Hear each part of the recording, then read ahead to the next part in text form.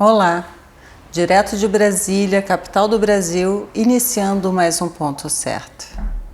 Hoje nós vamos falar de ocupação de espaços no centro da cidade.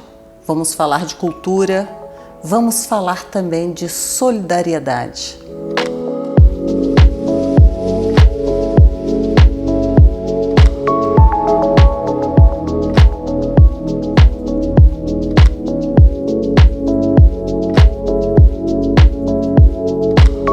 E quem é o nosso entrevistado dessa noite é o Felipe Veloso. Boa noite, Felipe. Boa noite todo mundo que está aí assistindo, todo mundo. Todos estão nos assistindo agora, Felipe. Felipe, como é que é no setor? Eu quero que você me explique como é que é essa ocupação aí do setor comercial sul. O setor comercial sul é o setor comercial de Brasília, que é tudo setorizado, né? E o setor de comércio que mais se assemelha a um centro urbano convencional de outras cidades, aí de São Paulo, Rio de Janeiro é um centro mais antigo, foi construído logo no comecinho da cidade, né? Já foi uma grande referência cultural, boêmia de Brasília. Mas de uns tempos para cá, como Brasília foi crescendo, foi aumentando a diversidade de opções por toda a cidade, em volta dela e tudo mais, ele foi se esvaziando, né? E começou a ter um abandono tanto do governo, em termos de reparo, de estrutura ali, quanto das próprias pessoas que estavam indo para lá mais só para trabalhar durante o dia, durante a noite voltavam para casa, então ele ficou esvaziado à noite, final de semana, começou a ficar violento. Esses centros comerciais nas grandes cidades, eles realmente com o tempo acontece isso, né? Toda grande cidade, a cidade vai expandindo, vão vindo novos bairros, enfim, edifícios mais modernos, e com isso a cidade vai expandindo e tem uma tendência realmente desses locais centrais ficarem isolados. Mas eu gostaria de adentrar aqui um pouquinho, porque lá no setor comercial sul, nós já tivemos ali várias fases, né? Ali tem muito morador de rua que se apresenta dentro da cidade, tem usuário de drogas, e eu quero que a gente vá caminhando aí falando sobre cada um desses aspectos até a gente chegar na cultura, a gente chegar na solidariedade. Me fala dos projetos que vocês fazem. Bacana. Tá até de alguma maneira tem que estar tudo conectado, né? A gente não consegue olhar para um centro urbano, para uma situação complexa, né? Que tem vários atores de forma linear, então a gente busca estar observando todo mundo que está atuando nessa área. Então é população de rua, são comerciantes e são esses trabalhadores. E são as pessoas que poderiam estar indo para lá, porque é um dos lugares mais acessíveis de Brasília, né? Então é um local muito propício, não tem lei do silêncio, então pode ter festa o dia inteiro, pode ter bares, e é muito propício para receber pessoas de todo o DF aí. E quando a gente vê esse abandono da região, tem um efeito em cadeia, em dominó, que vai piorando, vai tendo uma situação de ficando mais inseguro, enfim.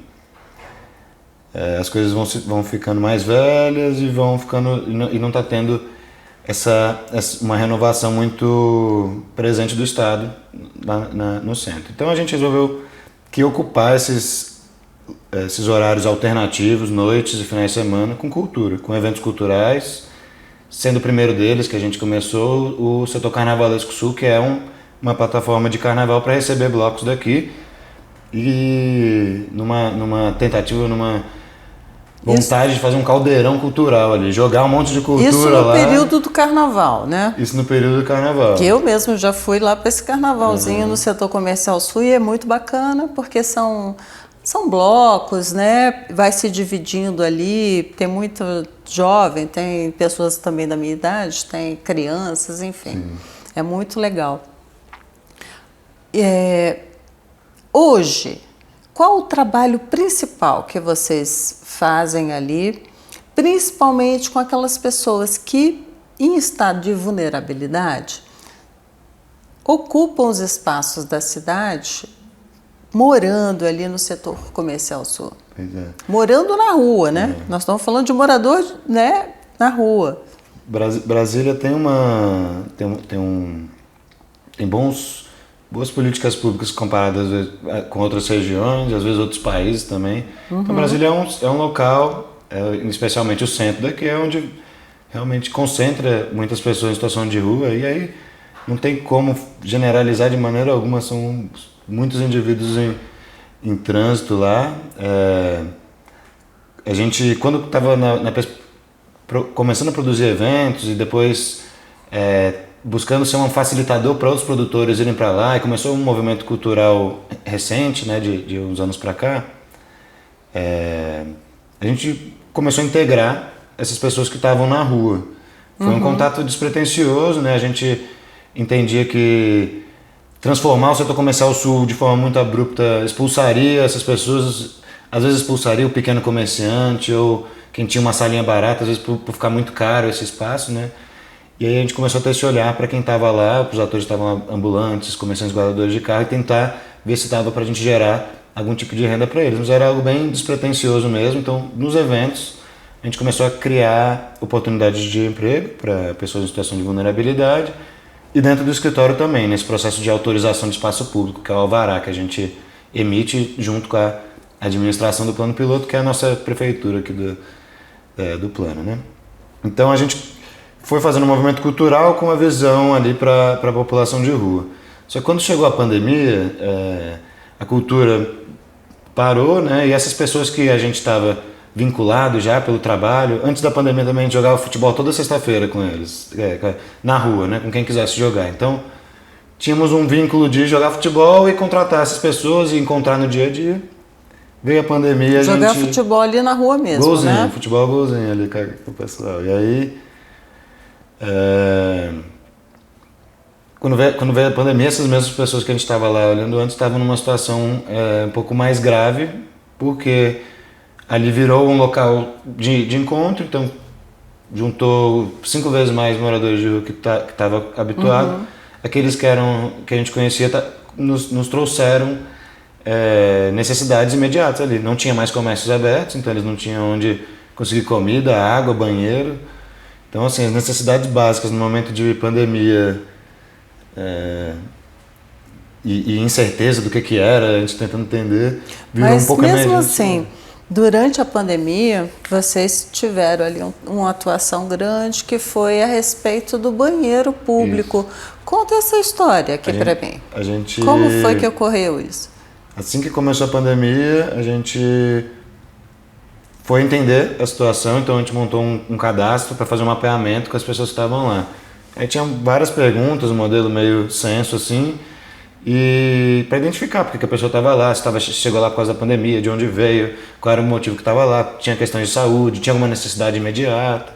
Então a gente fez um diagnóstico do que estava acontecendo lá, e a partir de um primeiro entendimento de quais que eram algumas das demandas, são muitas demandas, cada pessoa traz uma história, muitas histórias potentes, né?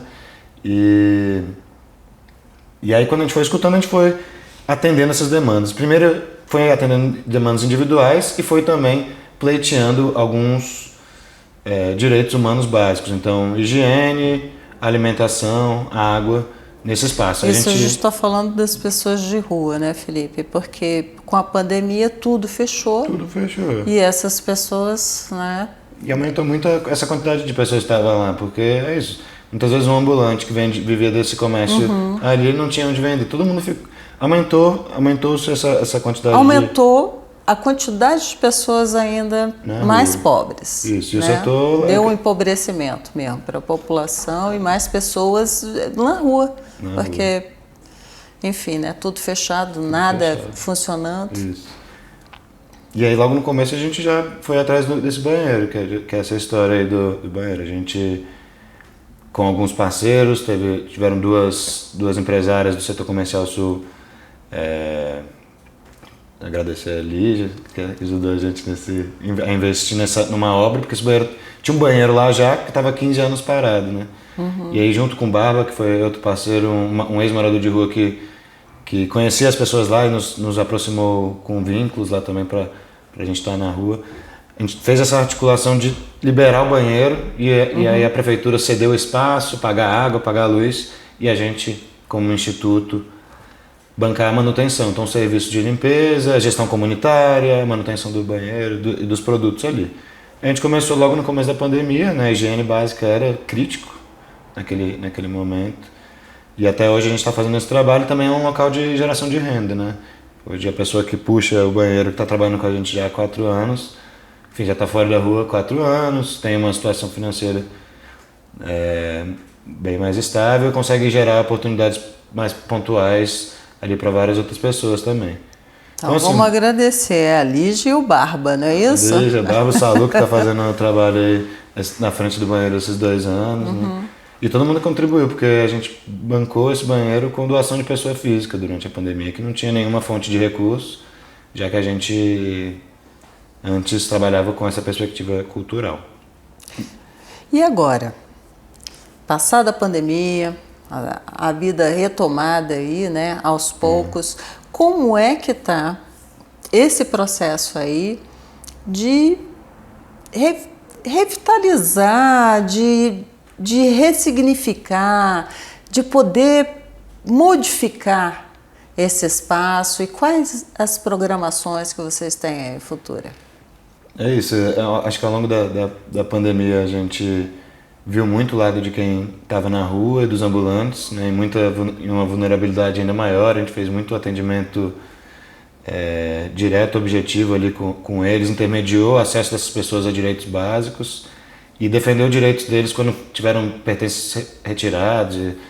Inclusive amanhã a gente vai ter uma audiência em segunda instância para ver se a gente vai conseguir vencer essa petição civil que vai pagar as pessoas em situação de rua que foram lesadas quando tiveram seus bens pessoais retirados. Mas só para concluir um pouquinho do social, antes de entrar no que a gente está fazendo agora, porque foi importante esses 2 anos que a gente ficou na pandemia, diariamente pensando em saúde mental, atividades coletivas, cuidar esse trabalho com banheiro, hortas comunitárias, enfim, um trabalho bem abrangente com essas pessoas em situação de vulnerabilidade. E aí quando a gente volta agora para uma retomada cultural, esse amadurecimento social, esses vínculos mais potentes, um entendimento um pouco melhor da situação dali, tem facilitado muito nossos planos futuros. E aí quando a gente fala o que tem de revitalização, o que tem de projetos para o espaço, durante a pandemia também houve um projeto de transformar o setor comercial sul para uso misto, então de ter um investimento para arrumar as estruturas do espaço, que a gente também já correu atrás bastante, levantou recursos, mas até hoje não conseguiu atravessar as barreiras burocráticas, mas enfim, a gente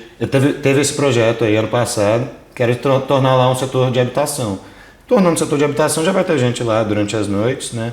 E vai mudar o fluxo ali, mas é uma discussão que ainda está em aprofundamento, porque tem detalhes, mexer uma coisa como essa tem implicações, elas precisam ser vistas, mas foi uma das saídas apresentadas. Fora isso, tem recursos do governo para revitalizar quadras específicas lá. Tem 6 quadras que estão mais degradadas, já foi arrumada uma praça, tem um recurso direcionado para a quadra 4, que é a maior que tem lá, que está mais degradada. Então, aos poucos, ele tem uma perspectiva de melhoria gradual, o que eu acho interessante, assim, quando você pergunta o que eu acho que é para lá, eu acho que fazer...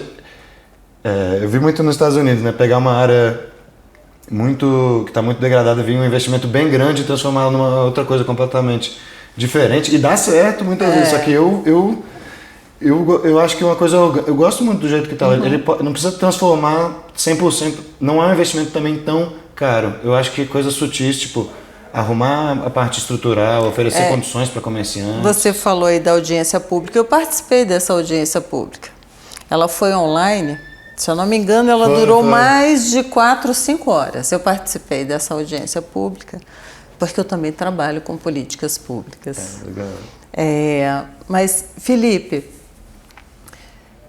mesmo com todas essas nuances que a gente tem que enfrentar, né? com relação às pessoas que em estado de vulnerabilidade, a própria cidade que ela vai se expandindo e vai ficando locais, vão ficando isolados.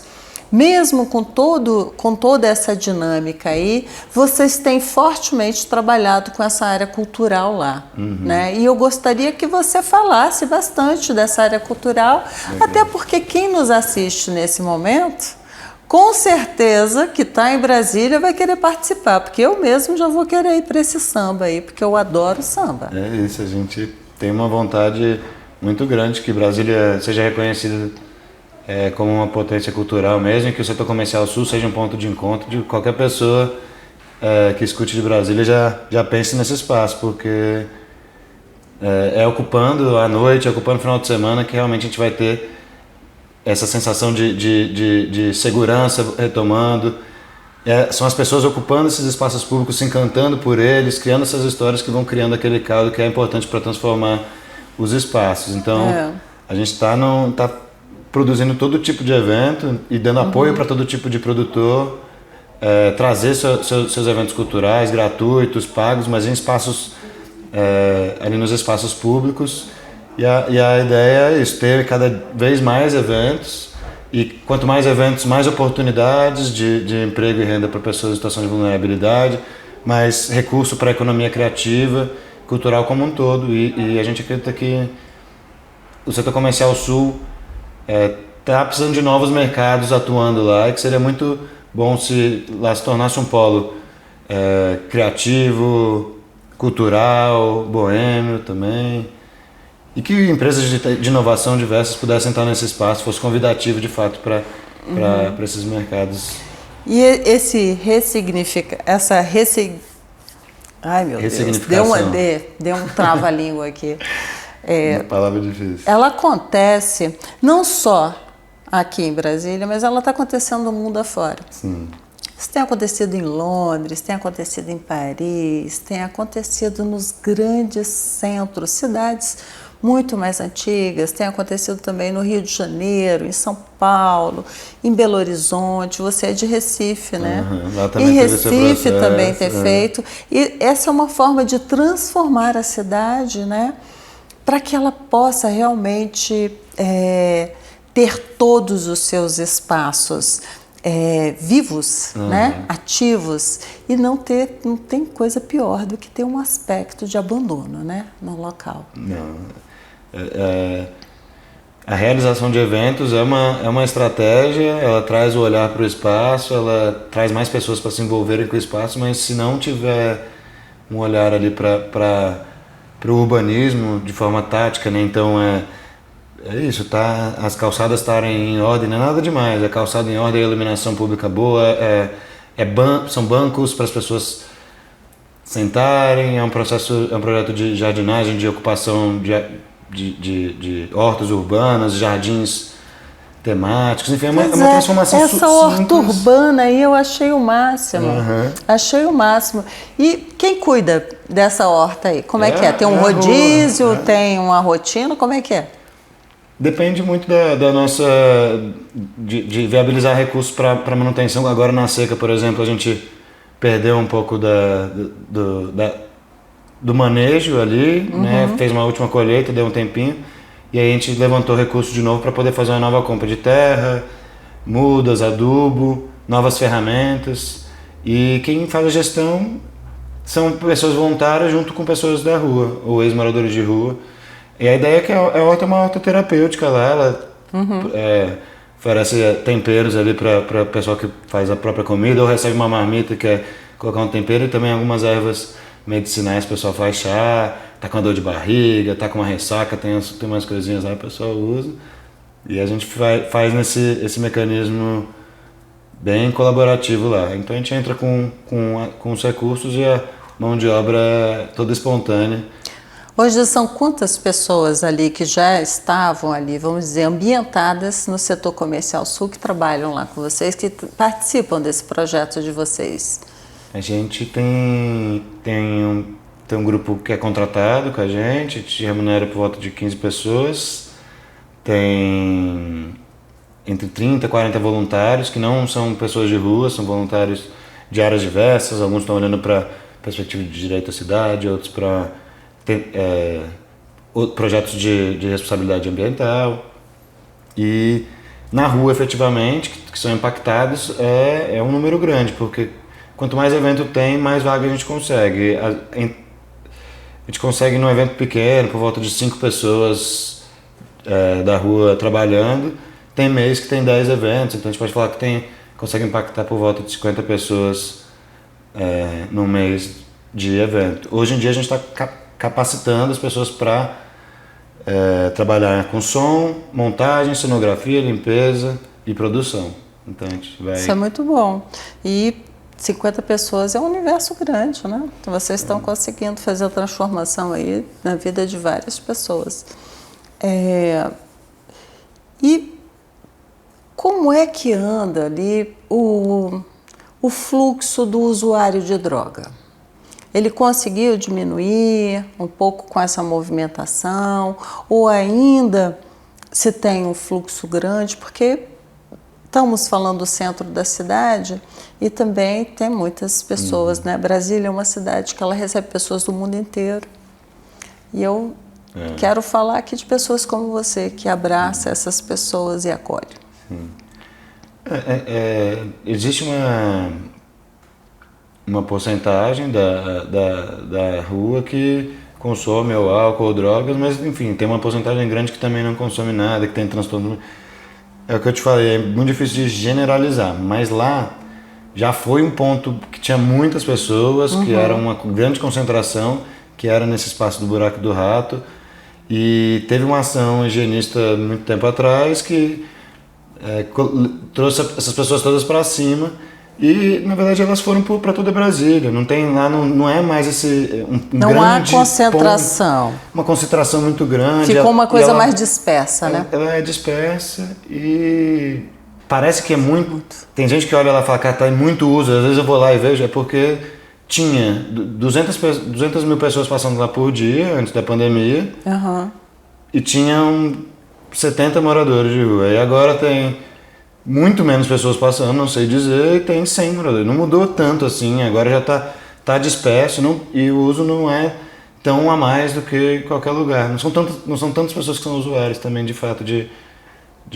drogas. Então fica a sensação de muito, porque tem muito pouca gente indo para lá. É o abandono como um todo mesmo, né? Mas fazer a transformação e a mudança, né? Lá no Setor Comercial Sul tem o CAPS, que é uma alternativa de saúde mental para cuidar das pessoas com vício de álcool e drogas. Tem alternativas, trabalho é uma forma de empoderar essas pessoas e motivá-las a reduzir danos. A gente é muito dessa teoria de diminuir o dano, melhorar a qualidade de vida de quem é usuário de droga. E é isso, tratar todo mundo como pessoas. Como devem ser tratados, né? Felipe, nós estamos chegando ao final do Ponto Certo e eu, assim, quero agradecer muito a participação. Desejo que o Instituto lá no setor ele cresça e possa fazer a transformação de mais pessoas e me convide para esses eventos aí, principalmente quando for um samba, para eu poder estar lá, porque eu adoro participar. Convidadíssimo. Já prepara aí na agenda semana que vem. Sem ser semana que vem a outra. O samba vai ser bom lá. Eu vou estar lá. Semana que vem é forró. Obrigada, Felipe, pela participação. Sucesso lá para vocês. Obrigado. E você que nos assiste? Tem uma pauta interessante? Envia para nós. Quem sabe você tem um assento aqui comigo no Ponto Certo. Até a próxima semana. Obrigada.